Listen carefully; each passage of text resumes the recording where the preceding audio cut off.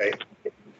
I'd like to call the meeting of the March 24th Board of Elections to order. Can we dispense with the Pledge of Allegiance, everybody? Is that okay? Yes, we don't see any flags anyway. Okay. So this is an emergency meeting of the Board of Elections to discuss an emergent and important matter that has arisen.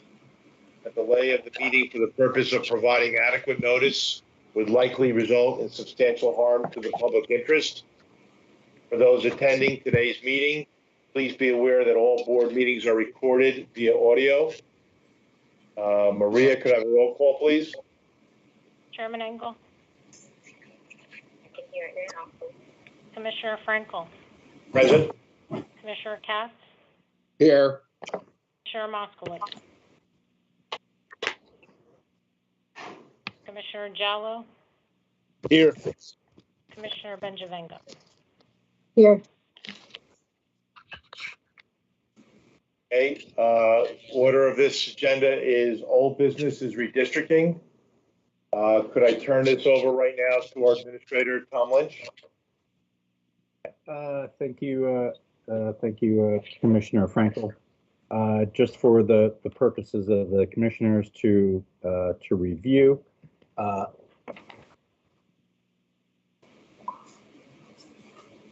we received the email from both Piscataway and from Albridge indications the redistricting lines for their prospective towns were approved, or at least reviewed and knocked with no negative.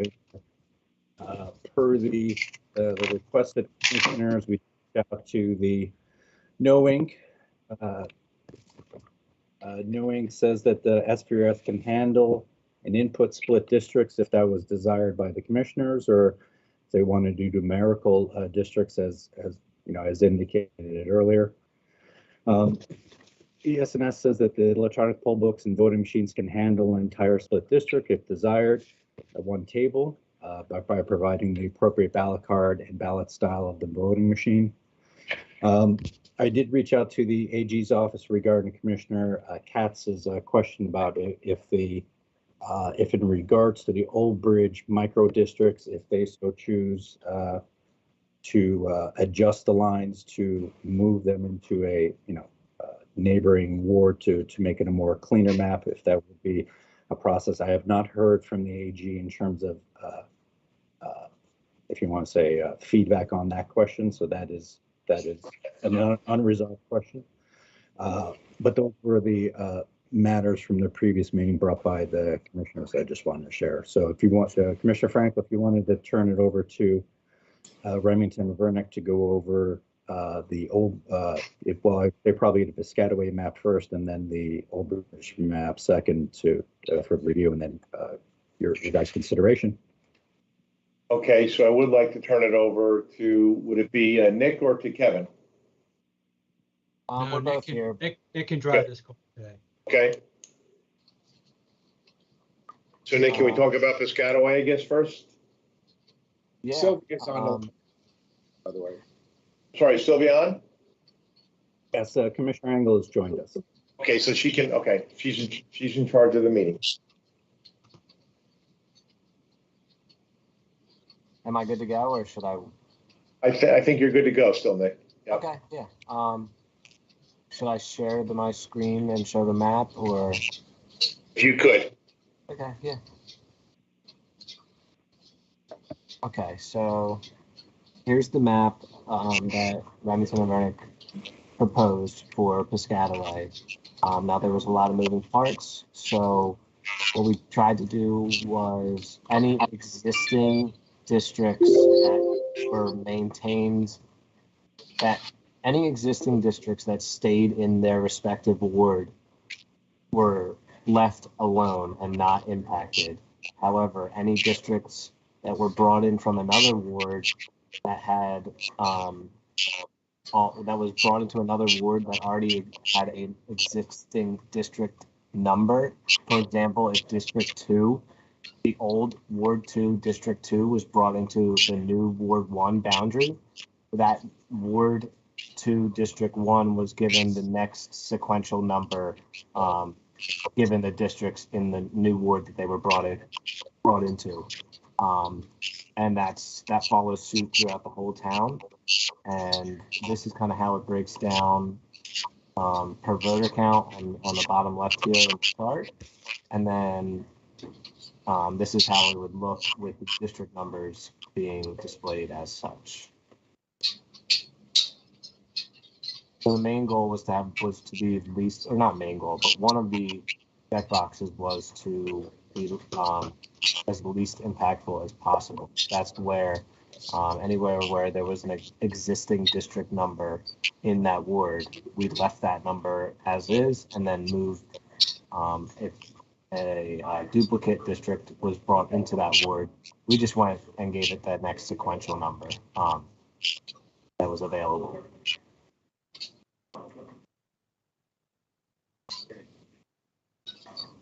So that's how the map breaks down, and that's how the map of Piscataway would look, or the new ward lines that were voted on, and the district boundaries. And if I can add to what Nick said, based on registered voters and the last two voter turnouts for the last two general elections, the districts as proposed within the new wards are compliant under Title 19.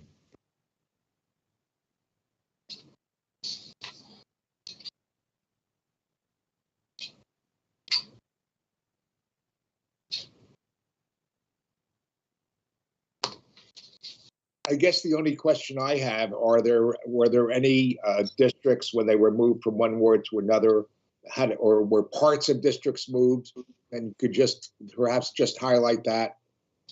I suspect I am advised that the Piscataway clerk, or I think you may have mentioned that, the Piscataway clerk had no objections to the issues. My request to talk to them before was to make sure that we didn't unwillingly split an individual election district, split a development which we didn't have to in a district, not in connection with a ward, or put a major highway in the middle of a major divided highway in the middle of a district that we didn't have to. And right. that was the response. That was why I asked for the clerk's response. There was someone on the ground to look at that, and they told me that. So generally, I don't have an objection, just in case. But is there anything? Any districts that split?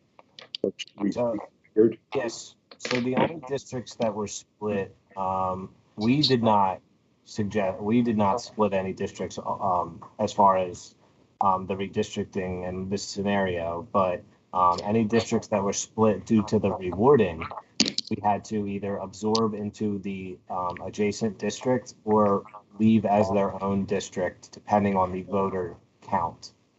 And the current map, which I'm pulling up now, shows some of those districts that were split due to the rewarding process. And where they would be absorbed into the district next to it, or left as their own district, depending on the voter total. Okay, well, that's fine. But were there any districts that were moved into a different ward and were partially cut and not just either kept as a separate district, standalone district, or just absorbed into adjacent district? No. Okay.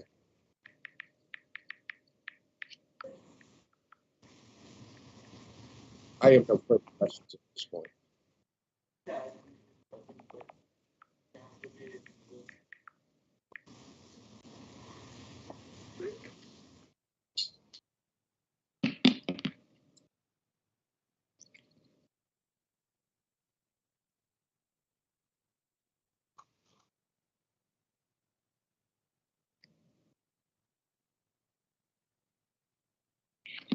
Sylvia, do we want to vote on each town, or do we want to hear them as together? Yes, I think we should vote on each town separately. So could somebody make a motion? So I I'll make make, a motion to move Piscataway. Second, second, roll call.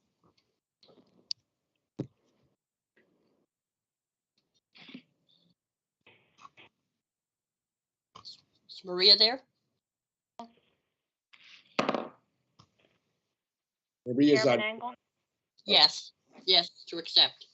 Commissioner Frankel, yes, Commissioner Cass, yes, Commissioner Moskowitz. Yes.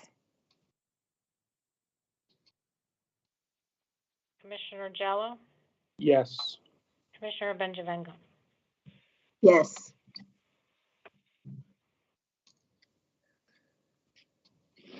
And now we'll move along to Albridge. Yeah, I'll pull the Albridge map up right now. Okay. All right, so here is the Albridge Scenario Map. I'm pretty sure we're all very familiar with it at this point. The main concerns, so we brought in these two districts that used to be Ward 5, District 2 and 4, I believe. We brought those into Ward 4 and took out this Ward 2, District 9 that used to be Ward 4, District 6. And now all the numbers are sequential, and the main concern is where the congressional district split the town. And we just need to kind of figure out whether we want to go with A's and B's or if we want to do full new district numbers. That totally is the board's call, but this is the map of the Albridge, and as Kevin said, similar to Piscataway, all the district totals are compliant. After we reviewed the last 3 general election voter turnouts and the street list that were provided, that we were able to geocode and get voter totals per district and ward. And again, as a follow-up to what Nick said, to remind the board, where the congressional line does split existing districts, and as you can clearly see, District 10, which Nick, I believe, is in Ward 1. District 10, that is an A and a B, and again, the B side is in congressional 6, and the A side is in 12. Keep in mind that is still all District 10 in Ward 1. Just a portion is within Congressional District 12, and the remainder is in the Congressional District 6. The same is true for what we're calling 4-8. This is all 8. B side is in 6, A side is in 12 of the congressional district boundaries. If you go north, Nick, we now have an issue with Ward 3, District 1, which is split between 12 and 6, where you have actually, by voters, the 1B has no registered voters, but I'm confident it has some population under Title 40. However, you have 702 registered voters in the 01A side of Ward 3, or I should say the Congressional 6 side of District 1. But it is still all one, just parsed out between the 2 district lines or the 2 district sides when it comes to the new congressional boundaries.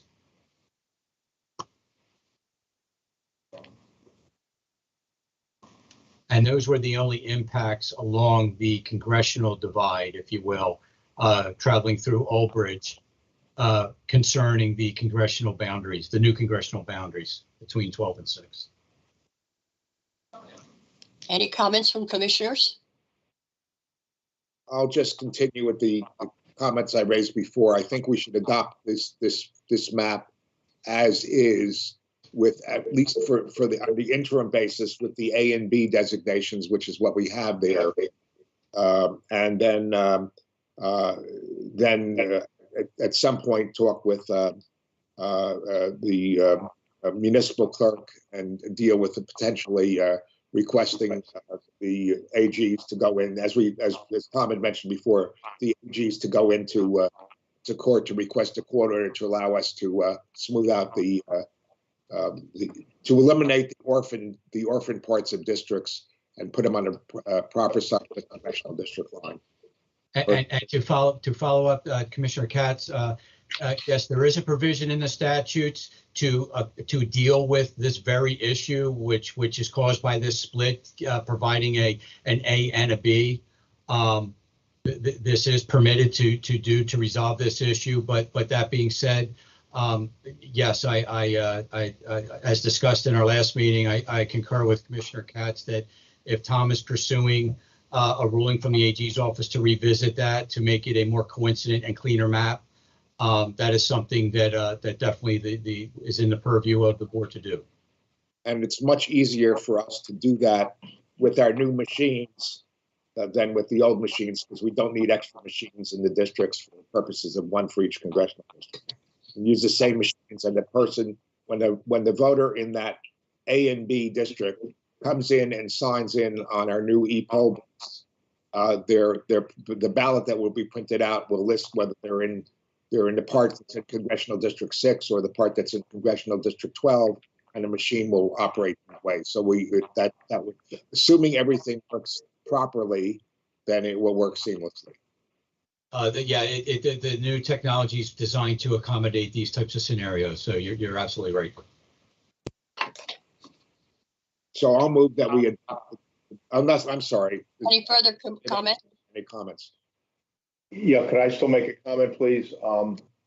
I would like, and maybe I'm an internal optimist, but let me make this. I guess I'm going to put this to Kevin. Kevin, if you draw what we are saying, I think all the commissioners are in agreement. We want to try to eliminate these micro districts. Correct. If we get okay from the clerk, I guess my question is, maybe it's more administrative. Is this an election question to redraw, or this is a rewarding question to I'm not saying redraw, to adjust, the wrong word, to adjust. Yeah, it would be a rewarding issue. You, in essence, would have to reconvene the board of ward commissioners, to look at, again, the population data from those, imposed micro districts based on what the congressional boundaries did, and then again go forward, recompute, the less than 10% deviation, and then obviously the impact from that to what it would do to the election districts. But from a quick analysis, between, you're only impacting 3 districts, which creates these new 6 partial districts, or split districts, I should say, that I think that it would make a less confusing, cleaner map. That was a recommendation from the Division of Elections, if at all possible, to do that and if time allowed. But as you well know, the timing of this has been a challenge, to be kind, with all of this. But it would be a rewarding or board of ward commissioner effort first, followed by the board's action of any election districts impacted, beyond that. So if we, as and I understand about we'd have to reconvene, but if we said to you, we'd like you understand what we would like done, could I ask you, with all the work that you have, how long would it take you to draw, analyze, get something back to us? Because I think with us, logically, we're looking at this saying this is a no-brainer if the numbers work. If that letter goes down to the Attorney General's office, I don't know why, and again, that's up to them, obviously, but if it's explained to them why they wouldn't approve something like that in a quick manner, and why shouldn't we try to achieve that as quickly as we can? I'm sorry. It's not the Attorney General that has to approve. We have to get the Attorney General to bring a court action to authorize us to do this. So it's not just the AG saying yes, do it. They have no authority to do that. they're our attorneys. I'm just asking them if they can go into court to request a court order, and that's not going to happen. I know what you're talking about. It's certainly not going to happen in any way, shape, or possible for the primary election, and I have no idea whether it's possible for the general election. And to follow up Commissioner Katz's comment, Mr. Frankel, probably as far as a work effort on our case, it'll probably take you longer to get the permission and to proceed than it would for us to do the actual work. We're not talking a lot of work to do that analysis and then come up with another scenario. And I know exactly what you want to do. We're looking at making the ward lines between 1, 4, and 3 to be coincident with the new congressional line of 6 and 12, as well as including the 0 voters up at 1B, probably pulling that into Ward 4. Makes perfect sense. That's not a heavy lift as far as the actual work involved and that analysis. It'll probably take you longer to jump through all the red tape to allow it to happen. And quite honestly, we're probably looking at a week turnaround, 2 weeks total with meetings and getting all the submissions done. Once that we get the green light to proceed. Okay. I think we should do it.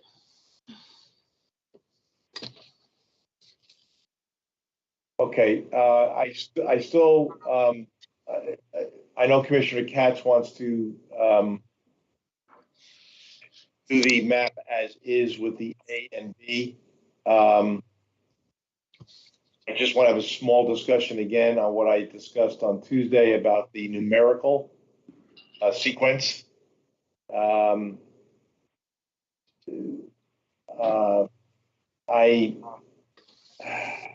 I guess I still feel in a slight advantage that it would be better to do numerical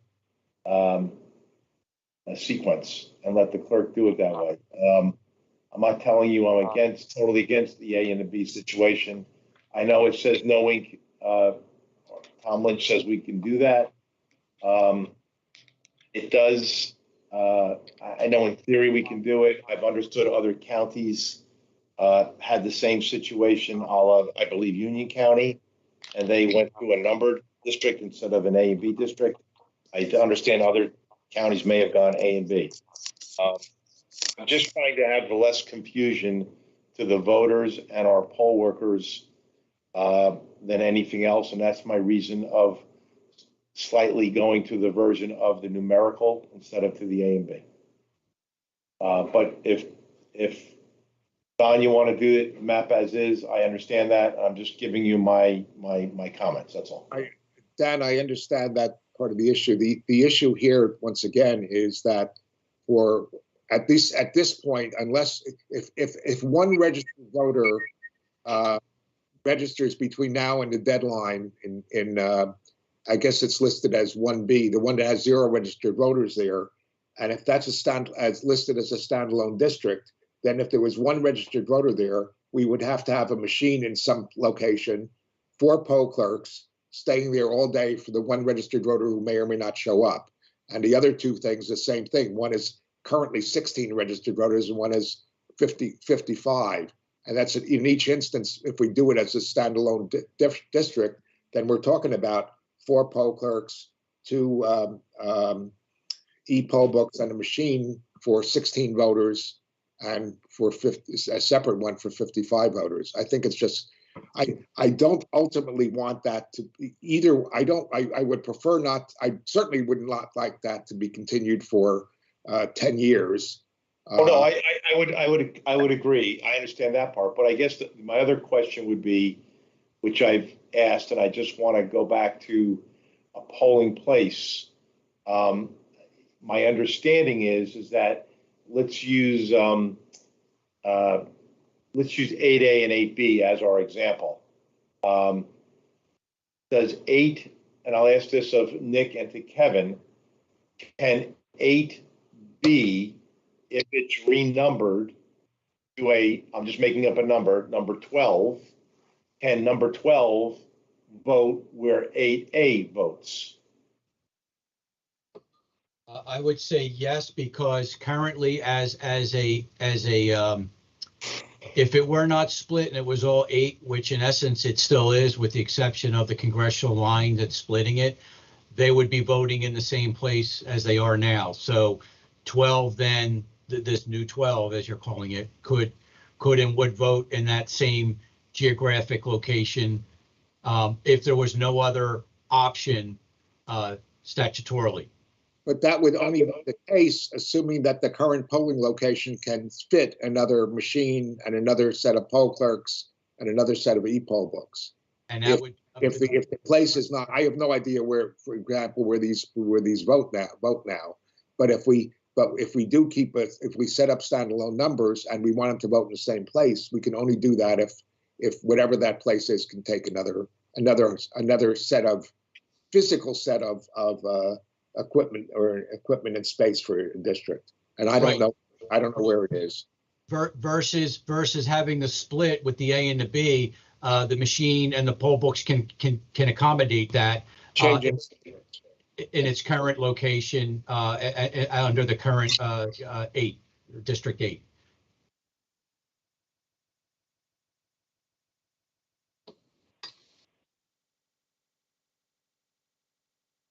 Okay.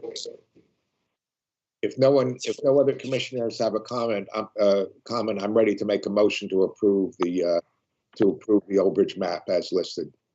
As Okay, shown. Don Katz made the motion. We need a second. I second it. Okay, roll call.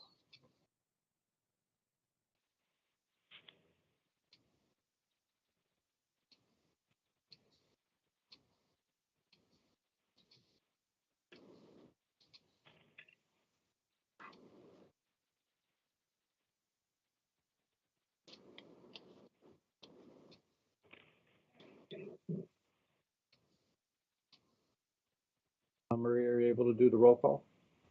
Yes. Chairman Engel, Yes, to accept Albridge. Commissioner Frankel,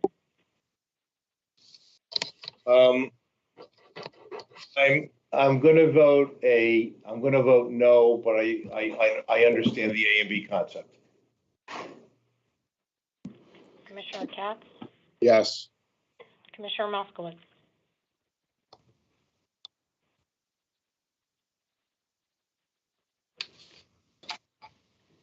Commissioner Jello, Yes. Commissioner Benjavengo. Yes.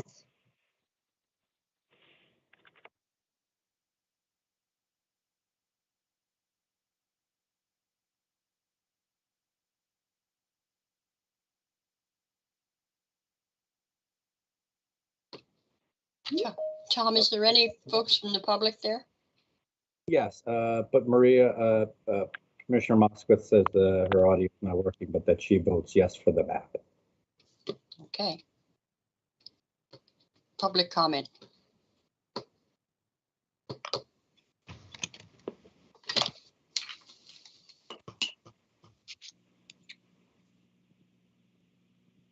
Hello, this is Charlie Cradaville. Can you hear me?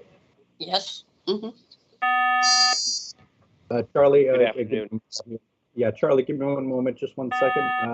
For members of the public that are to speak, if you are on your desktop, there's a small microphone icon at the top. If it's currently muted, if you click it, it will unmute you. And then also, if you're on your phone and you are muted, you can hit *6. So, if Mr. Kyle, if you can start, go ahead, and then after that, I'll just go through whoever I see, a member of the public or an unfamiliar phone number. Okay, thank you. Good afternoon, Commissioners. Charlie Cradaville, I'm the editor of New Brunswick Today, a community newspaper 5 minutes, here. Charlie. Thanks. I'm going to ask again, how many residents were moved to a different ward in Piscataway?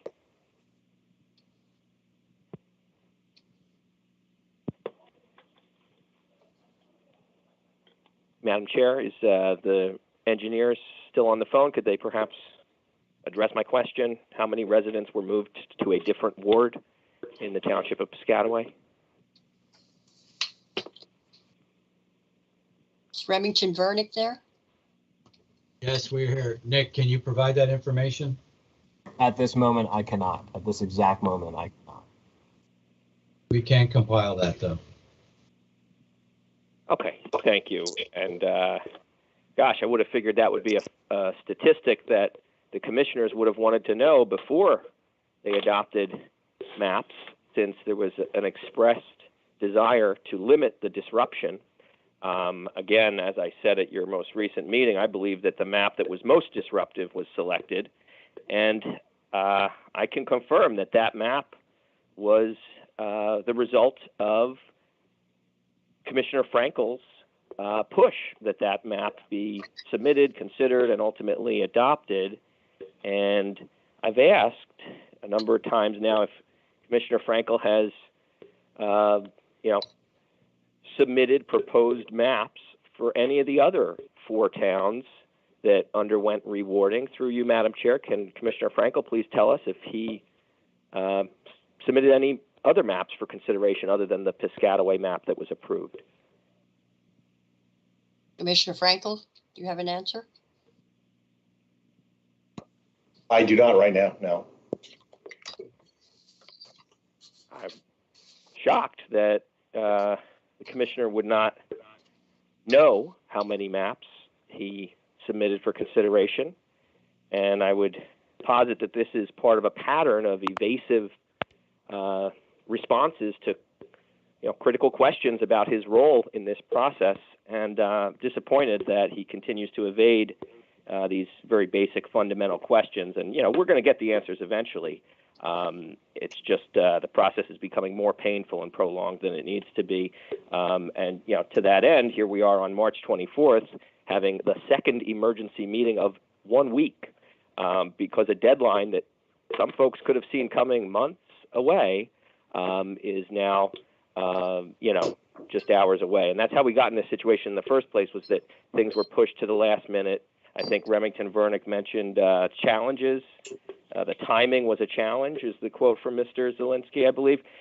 Through you, Madam Chair, can Mr. Zielinski elaborate on the timing challenges, what caused them, and whether or not his firm promised to complete their work on a time frame that they were not able to deliver on? Do we have an answer for that? Not at this time, no. This is Commissioner Katz. Let me just say something. The timing with regard to us creating these election districts based on such is based on state law that probably should have been amended 10 or 20 years ago. The law requires the congressional districts to be created, started at a certain time, and completed by a certain time. There's a separate law that requires when the rewarding has to start. In this instance, the way this is set up, rewarding had to start before the congressional lines were finally approved and adopted. So rewarding could not take into consideration new congressional lines that were not exist. That is why we have to deal with work districts, etc., because we couldn't do it before because we didn't have the congressional districts. That's what we would say. And it was the same problem that occurred 10 years ago, and it wasn't just Middlesex County, it's all the counties that involved a congressional line that went through a town that had ward council races. I know there were, last time, I know it was Essex. I don't know about Union. I think Essex and Bergen and maybe some other counties. So this is not a question of any dilatory action on the part of any either engineer or a board or rewarding or districts. It's a question of the state law in terms of the timing when things have to start and have to be completed. Thank you for the response. I'll point out that the congressional map was finalized on December 21st. I know the ward maps weren't finalized until the week of the second week in January, I believe. And I'm concerned because there was a lengthy delay in those maps being publicized, right? So decisions were made, maps were shared with political insiders, and then it was not until March 1st that I finally received the last of the maps. And that was coming at the same time that Albridge was telling me there were errors in the maps. I was urgently emailing the commissioners and many other people, anybody who would listen, about this concern about the Albridge map.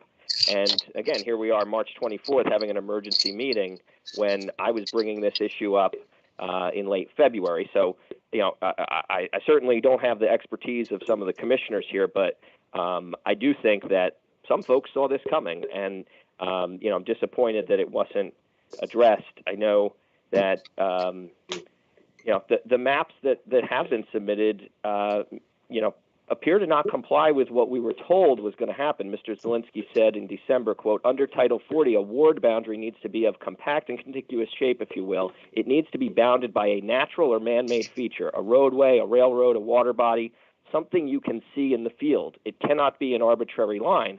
But I would submit, and through you, Madam Chair, can you ask the engineer to confirm? Madam Chair, is 5 minutes are up. Madam Chair. Isn't it true there were arbitrary lines used? 5 minutes, Charlie. It's up. Okay, I'd like to come back after everyone else has spoken for another few minutes. Thank you.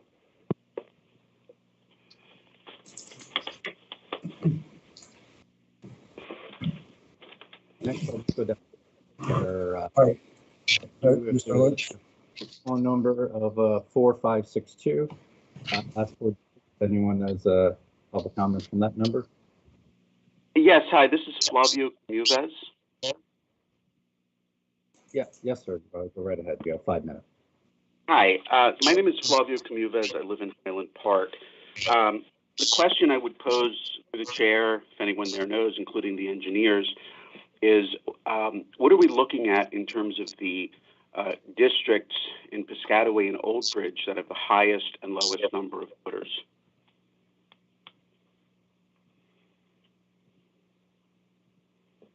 Can anyone answer that? As far as a range, low to high, from the highest to the lowest? Is So that your question? in Piscataway, what's the district that has the lowest number of registered voters? What's the district that has the highest number of registered voters? And the same questions for Oldbridge.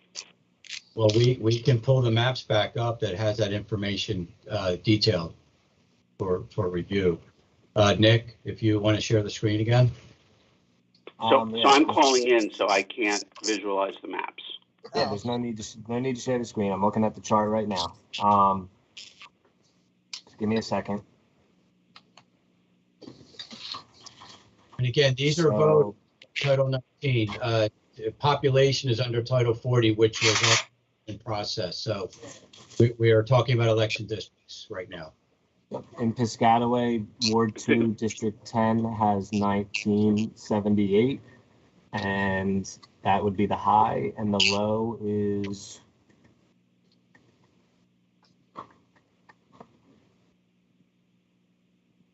give me 1 second, is Ward 3, District 6, and that has 644 registered voters. That's for Piscataway.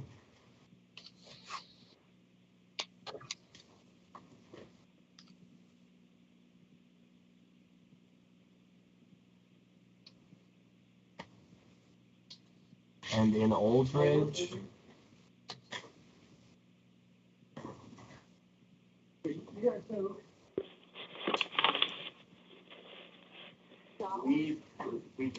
in Oldbridge, Ward 2, District 1 has 311.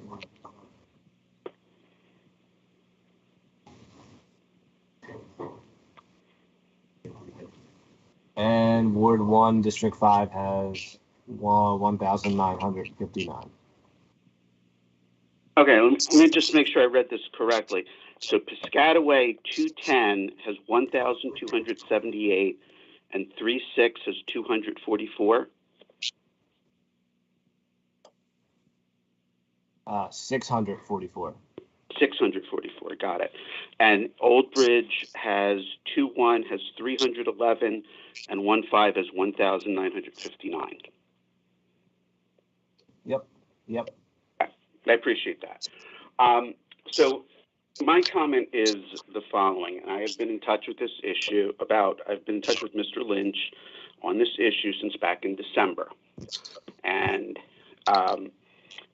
I know you've looked at the statutes on this because you have contemplated the existence of A and B districts when a congressional award bisects a district, which is allowed, frankly, without a court order under 19.4-10. What I am hearing here, though, is that you may not have given enough attention to the provisions of 19.4-14, which dictate redistricting under circumstances when, and I quote, districts contain an unreasonably large or small number of voters in comparison with other districts. What I'm seeing here in Piscataway is you've got a variance of nearly 2, from 644 to 1278, a factor of 2. In Oldbridge, it's about 6 times, between 2.1 and 1.5. And it's not at all clear that you've considered the fact that districts contain an unreasonably small or large number of voters in comparison with other districts. The statutes set, I would call it an ideal, of 1 district for every 750 voters, because there's several reasons for that. I mean, one is that you don't want to have, as we discussed earlier, a polling place with 4 district board members and equipment for a small number of voters. But also, you don't want to make the district too large, so you don't have a problem with lines, as is true in other places in the country. In addition, both the Republican and the Democratic county committees rely on district lines for the election of committee representatives. So there is an imperative to try and keep the disparities between ward size as low as possible, certainly not 2, certainly not 6. In my own town, we have disparities ranging, I believe it's around 1.9. The reason I've been corresponding with Mr. Lynch since December is to see how the board was going to act to try and equalize these disparities. And, you've considered 5 towns today. I'm not seeing any sort of equalization of these disparities. And I've heard nothing about any of the remaining municipalities in Middlesex County. So considering that the statute expressly requires you to consider whether districts contain a reasonably large or small number of voters in comparison with other districts, I'm not sure that that's been done.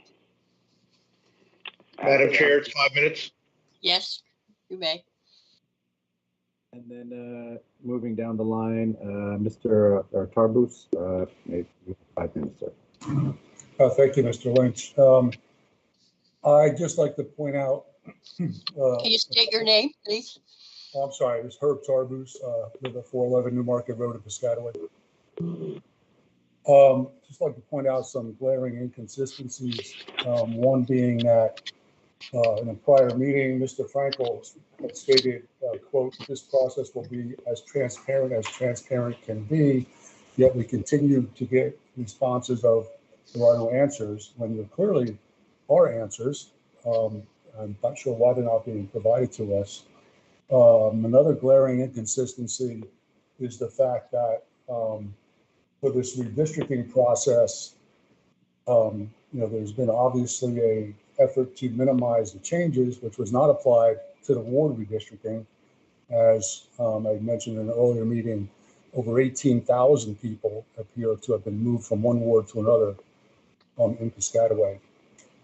Just following up on Mr. Camuve's questions, the Ward 210, I thought I heard was 1,978. Maybe at the end of my comments, if someone can confirm that. But as far as the size and number of voters in districts, Mr. Lynch and others have said that they are in fact compliant. So I'm curious as to what the sequence or set of parameters are being applied to make that determination that they are in fact compliant. I was hoping that maybe someone could walk us through the set of parameters that are being complied with. I would appreciate it. Thank you.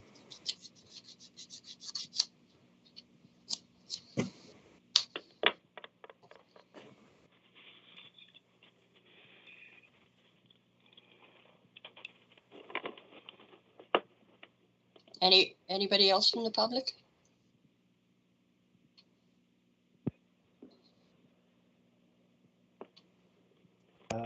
have John.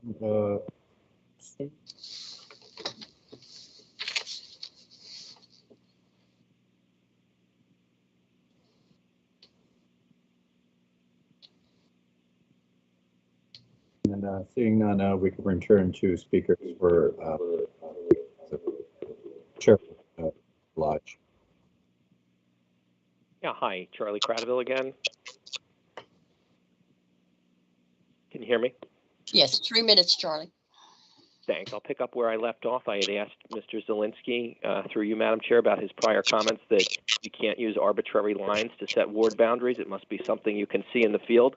Isn't it true that there's significant reliance on imaginary lines in the ward maps that were approved, including people's backyards and property lines, tax assessment lines?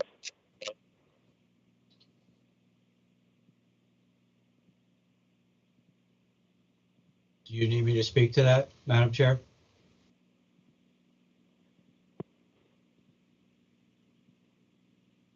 Madam Chair, do you want the Remington or to respond to that? Yes, if Mr. Zielinski wants to, yeah. One of the other criteria as well is if those lines were already existing and we don't want to further impact those lines, we will keep those lines. So I do not know the specific area that is being questioned, but I will tell you that when we are analyzing population, not voters, population, to create that less than 10% deviation, any new lines created, we'll take that into consideration, but any existing lines that the Board of Ward Commissioners wishes to leave as is to minimize that impact, that will be at the behest of the board to do so. We always make recommendations, but at the end of the day, the Board of Ward Commissioners are who sign the map and accept that map. All right, and I'll look forward to hearing from Remington and Vernick on my unanswered question about how many folks have been moved from one ward to another in Piscataway. I would like to share my screen, if that's okay. This is one of the desired ward maps that was shared by Mr. Frankel with the Remington Vernick engineer, Mr. Phelan. And I've asked before, but I'm going to ask again because I think it's important. Can he tell us the significance of these pinpoints on the map? Who is this? You know, the mayor of Piscataway here on Lincoln Avenue? Is this Stacy Berger on Ellis Parkway? And why is he or whoever prepared this map taking into consideration the addresses of individual families and political candidates? Is that appropriate? Can anyone answer that?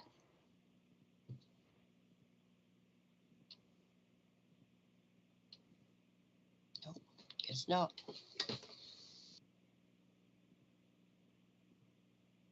Okay, well, I think we need answers on this. We need to understand what went on such that, you know, people who are challenging the political establishment are finding themselves, you know, pinpointed on maps that are being used to draw boundary lines for elections. This seems very concerning, you know, and, you know, full disclosure, I support the progressives in Piscataway that are challenging the establishment. It seems to be very corrupt and out of control there.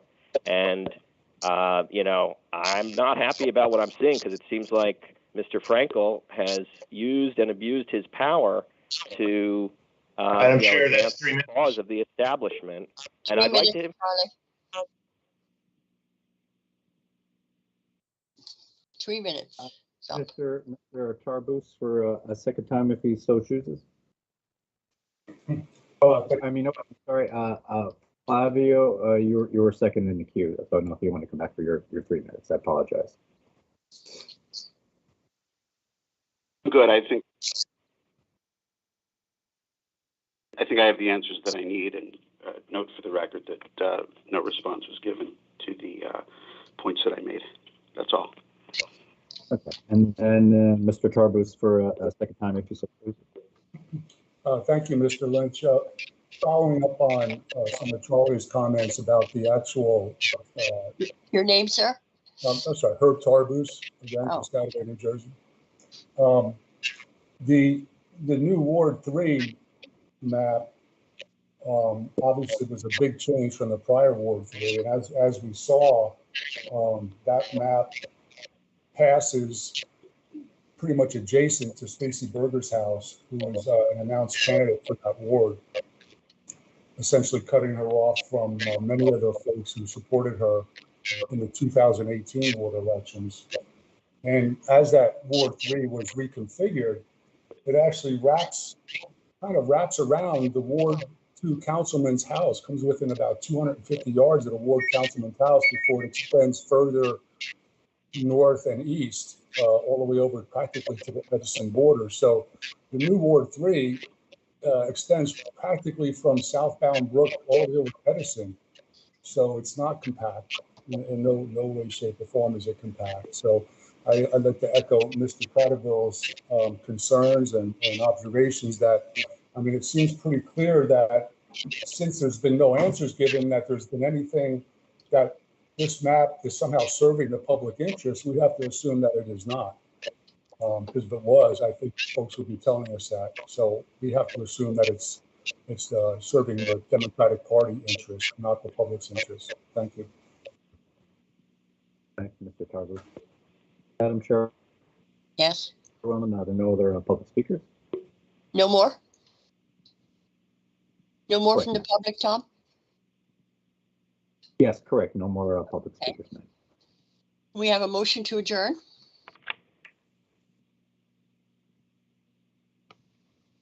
So moved. Second,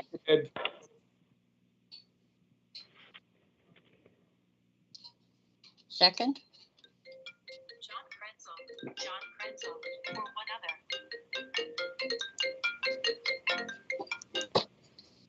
Did we get a second to adjourn? Second. Roll call. Chairman Engel, Yes. Commissioner Frankel, Yes. Commissioner Kath, Yes.